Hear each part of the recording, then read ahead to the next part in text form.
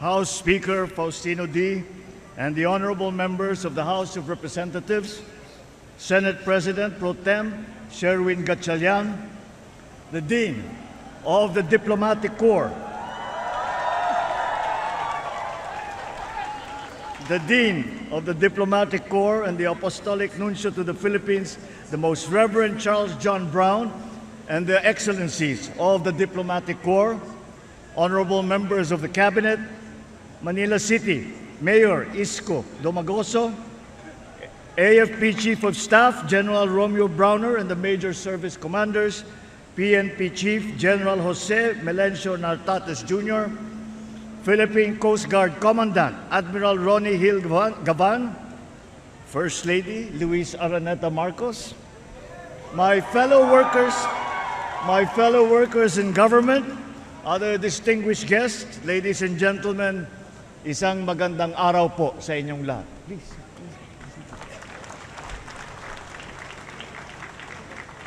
Sa araw na ito, ginugunita natin ang ika-128 anibersaryo ng proklamasyon ng kalayaan ng Pilipinas. Sa loob ng lampas 300 taon, naging kolonya ang ating bansa. Sa ilalim ng pamumuno ng dayuhan, dinanas ng ating mga ninuno ang kahirapan, kawalan ng katarungan at pang-aapi. Ang pagnanais natin na makamit ang hustisya at pagkakapantay-pantay ang siyang nagtulak sa lahing Pilipino na mag-alsa laban sa pamamahala ng dayuhan. Sina Tamblot, Sumuroy, Daguhoy at Diego at Gabriela Silang ay ilan lamang sa mga naunang lumaban sa mga dayuhan. Ang pag-aalsa sa Bohol, sa Pidig, Ilocos Norte, sa Cavite ay senyales ng mga magting na pagnanais ng ating mga ninuno na maging malaya. Subalit, dahil sa pagkakahiwa-hiwalay at kawalan ng isang layunin, hindi sila nagtagumpay.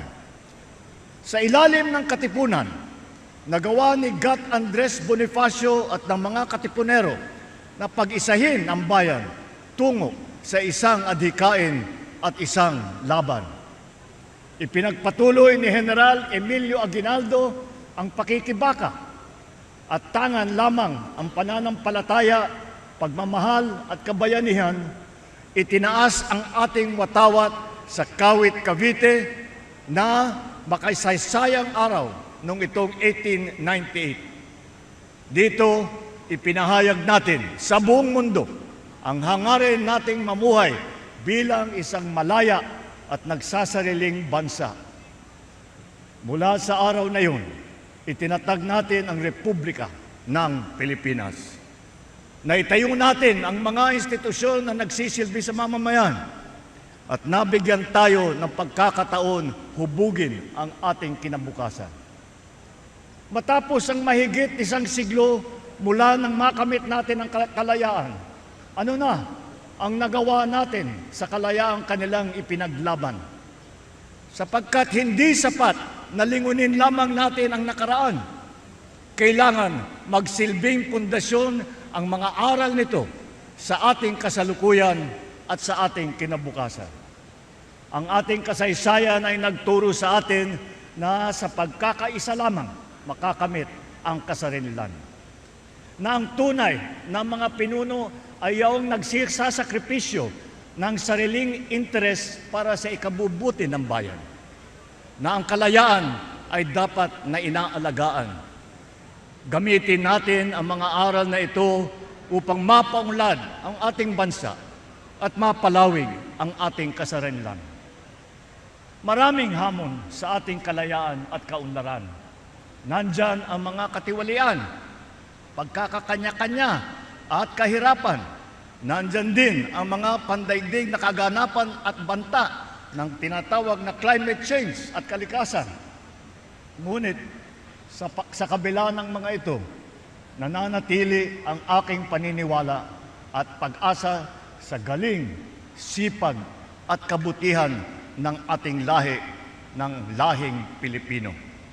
Sa maraming pagkakataon na ipakita natin ang ating kakayahan na manindigan para sa tama, na magmalasakit sa kapwa, na bumangon sa harap ng pagsubok. Lalo na sa panahon ng kalamidad, na ipapakita natin ang ating pagkakaisa, pagtutulungan at ang ating malasakit. Sa bawat Pilipino, ito ang aking panawagan. Huwag po tayong mapagod na mahalin, piliin at ipaglaban ang Pilipinas. Ipalalim natin ang ating kamalayan, maging mapanuri sa katotohanan. Gamitin natin sa tama ang ating kakayahan, hindi sa masama. Lumaban ng patas sa araw-araw, huwag pagsamantalahan ang pinagpaguran ng iba. At piliin natin ang ikabubuti ng bayan laban sa interes ng iilan. Kung mananatili tayong tapat sa mga adhikaing ito, matitiyak tayong magmamana ang mga susunod ng henerasyon ng isang bansa na mas matatag, mas makatarungan at mas maunlad. Tandaan natin na ang kapayapaan, kasarinlan at kalayaan na ating tinatamasa sa ngayon ay tinubos ng dugo ng mga nauna sa atin. Naway magsilbing bigkis ang ating bandila, ang ating pambansang awit at ang ating pagka-Pilipino sa pagbuo ng isang bagong Pilipinas. Maraming salamat po. Mabuhay ang ating mga bayani. Mabuhay ang sambayanang Pilipino.